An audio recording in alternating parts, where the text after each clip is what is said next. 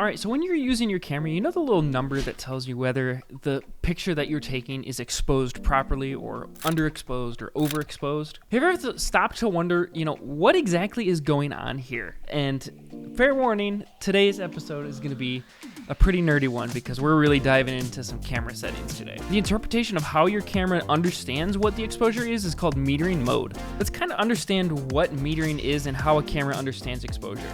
So any camera is going to kind of take a four-step process to understanding what exposure is. First, it's going to kind of look at the photo as if it was black and white. Now, it doesn't actually convert it to black and white, but it understands it as black and white. It's looking at the luminance values. Then step 2, it's going to decide what part of the image it needs to actually be looking at and paying attention to because there's tons of data there. And then the next thing it's going to do is your camera is going to go ahead and compare that section to 18% gray, and then it's going to spit out some number like 0.3 or negative 1.7 or something like that. So there's a lot going on there. Like, why should we care about 18% gray? Like, what is it comparing it to? How does it know what spot to look at?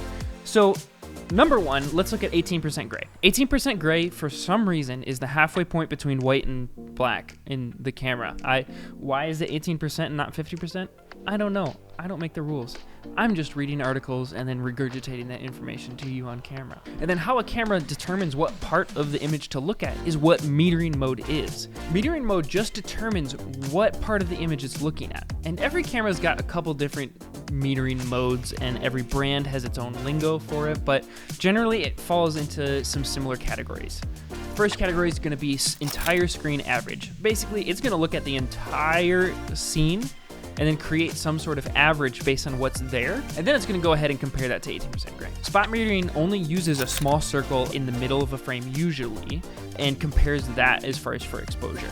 But sometimes you can have flexible spot, or you can have multi-spot, or you can have like some sort of selection where you choose this spot over another spot. Basically, all it's doing is just taking a small area and using that as the average. And then finally, the last typical thing that you'll see for metering mode is some sort of like multi-zone or just some sort of manufacturer magic formula that understands photography better than the other brands.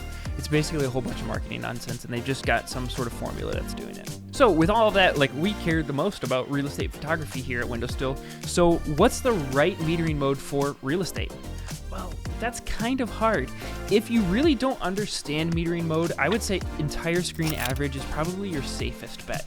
That's going to look at the windows, it's going to look at the room, and just kind of create an average based on how much of the image it's taking up.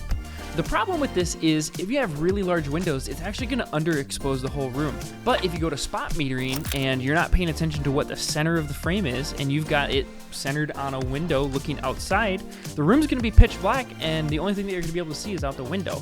Or if you have it pointed at the really dark corner of the wall, then it's going to meter for that, and you're going to expose a great room and have windows that are completely gone. So again, if you know how to use metering to your advantage and you know how to use your spot metering, that's probably the best bet. But if you're not really sure or you don't really want to think about it, entire screen average gets you a pretty great result. But at the end of the day, I'm just some guy sitting at this desk talking about camera facts and nerding out over settings, because that's the world that I live in. So if I missed something, if I got something wrong, tell me. I want to hear about it. I want to get the right information. So throw it in the comment section. Let's have a debate. Let's talk about it. I'd love to have that kind of engagement from you guys. And we'll see you next week.